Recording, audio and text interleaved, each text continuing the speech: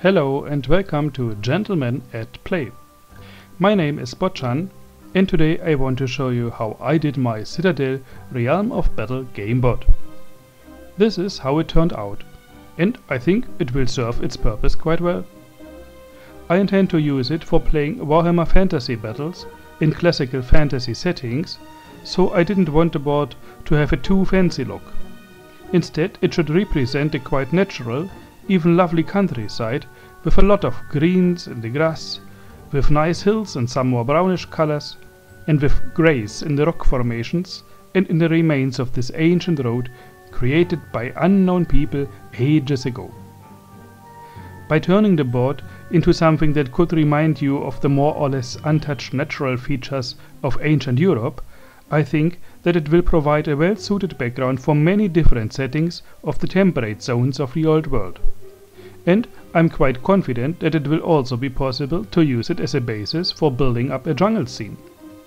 Obviously I won't be able to use it for any kind of background, say the deserts of Kemri or the snowy regions of the north.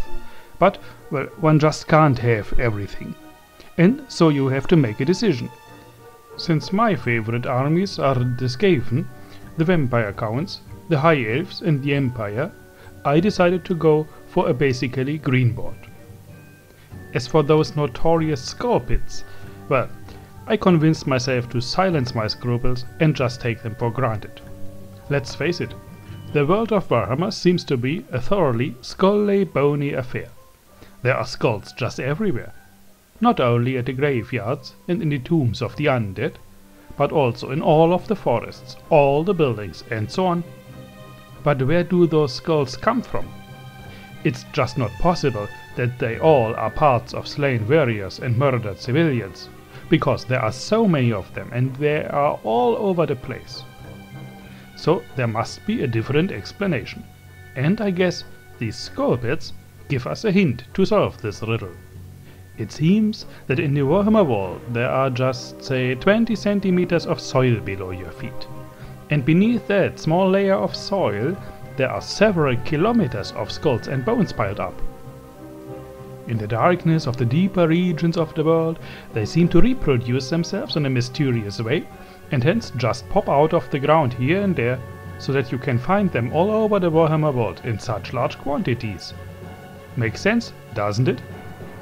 Well, as said, I didn't decide to fill up those pits or to turn them into swamps or so in order to make them disappear like some other people did, but I wanted to make them look as if they were just ordinary features of the landscape, what in fact they seem to be in that somewhat strange world.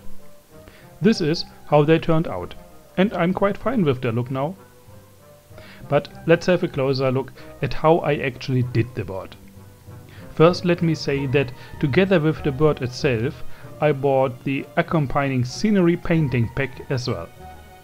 But since it only contains 2 bottles of paint in 2 different brown tones, that means no greys nor greens in here, I had to use additional paints. It's the same with the static grass. The scenery pack only contains 2 different bags of grass. A larger one with grass of quite brownish or burnt grass color, and a smaller one containing grass with a little more greenish tone. As with the paint, I used additional materials to achieve the look I wanted to see on my board. My first step was to cover old stony or rocky parts of the board in a grey color. I used Matte Acrylfarbe Grau, that's matte acrylic paint in grey, by Noch, a German company specialized in providing materials for model railway hobbyists.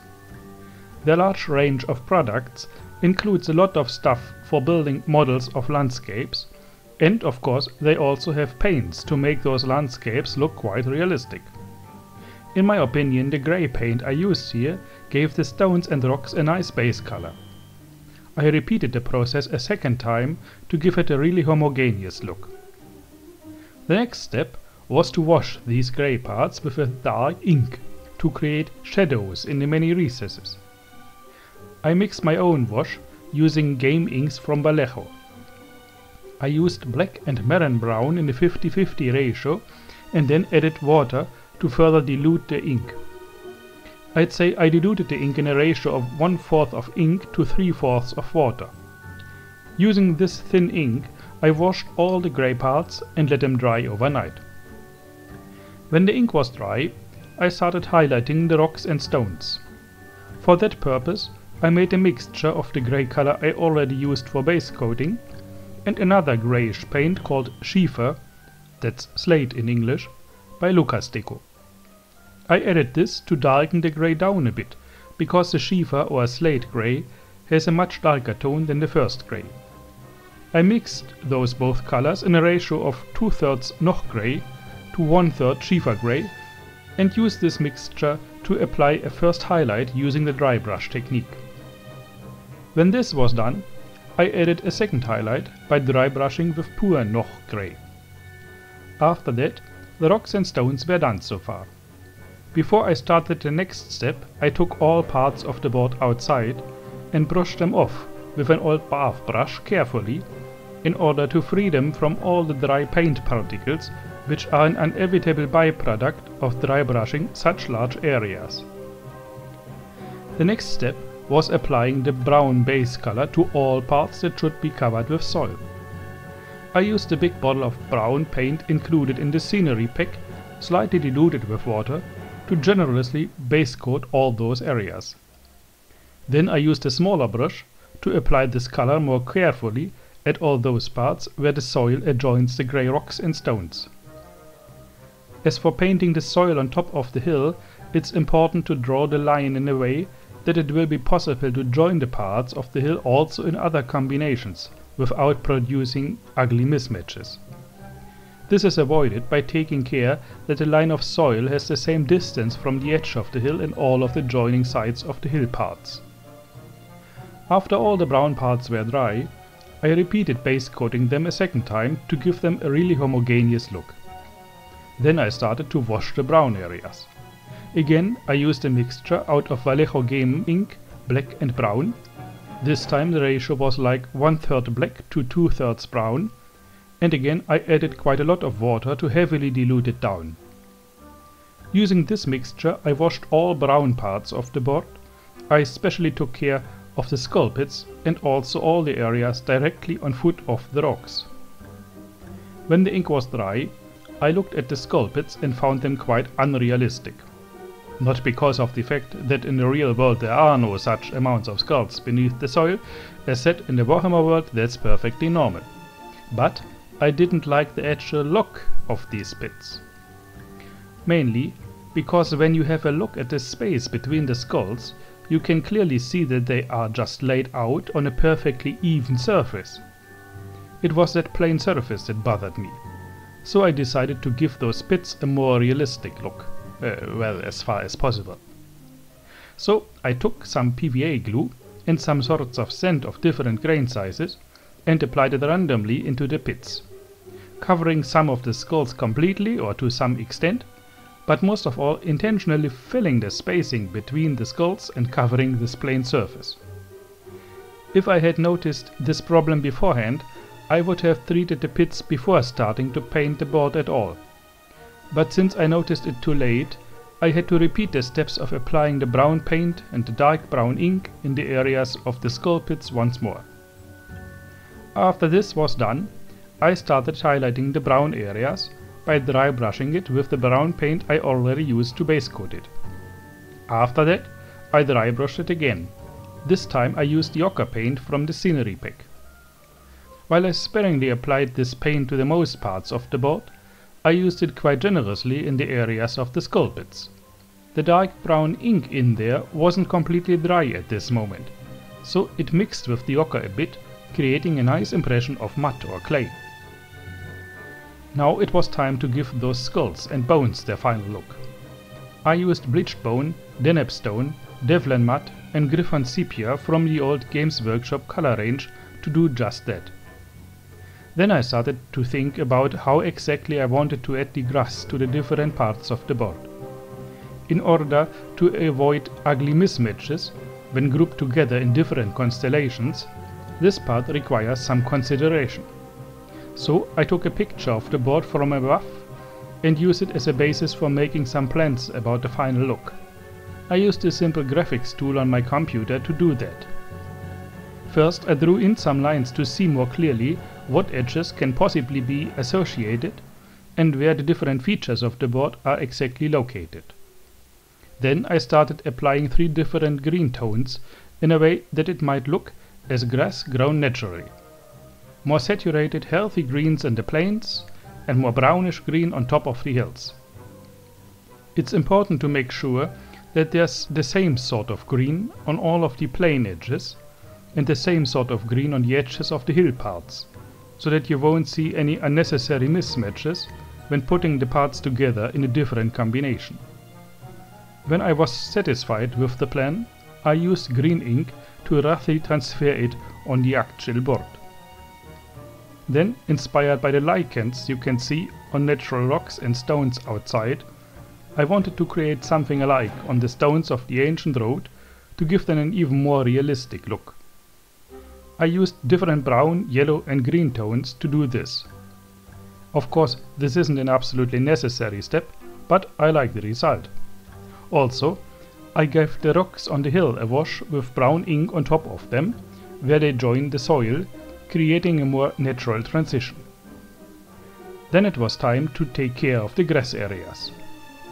Since you will always be able to see the color of the underlying surface to some extent after applying the static grass, I started by roughly painting the different areas with different green tones. I used 2 different olive greens from a German art supply company called Marabu, as well as a color created by mixing one of the Marabu greens with the ochre paint of the scenery pack. As you can see, I wasn't aiming to cover the underlying brown completely, but rather heavily dry brushing it. So rather adding the green to the brown than replacing the underlying color. When I was done with it, the board looked like this. Now I was preparing the static grass. As said before, there are just 2 different kinds of grass in the scenery pack, and both of them are of a quite brownish green, especially if you compare them to the other sorts of static grass I wanted to use. Again, these other bags are from Noch, the model railway company. I used a measuring glass to create 3 different mixes of grass. A bright green one, a middle green one for the major parts of the board, and a brown green one for the hills. I made notes about the mixing recipes so that I was able to create the same mixture again when I needed more of it. Then the point had come to finally apply the grass to the different areas. I coated a quite large part of a section with slightly diluted PVA glue, and then I scattered the grass onto it. I took care to not apply the grass over the entire area where there was the glue, but let a quite broad border of it remain untouched. Thus, it is much easier to continue to the next area of the board when applying new glue, because you don't have to bother to avoid painting the glue onto already existing grass. Because if you do, you will find that in the end these overlapping areas are clearly visible, and that's by no means a natural look. When I scattered the grass, the different green tones that could be seen through the glue served as aids to let me know where I had to apply which of the 3 mixtures of grass. Then I pressed on the grass and let it dry overnight. The next day, using a brush, I removed a lot of the excess grass and put it back into the respective bags for further usage. Then I took the parts of the board outside, turned them around and tapped on them to get rid of the loose grass. After that, I used an old bath brush to scrub the surface quite intensely so that most of the grass came off again, letting remain just that grass that was really glued on permanently. Here you can see 4 parts of the board before this treatment, while the one in the background is already done. When all 6 parts were ready, I used some materials like grass tufts and greenery flocks to add some details here and there. And as a last step, I sprayed the entire board with a matte varnish to make it a bit more long-lasting.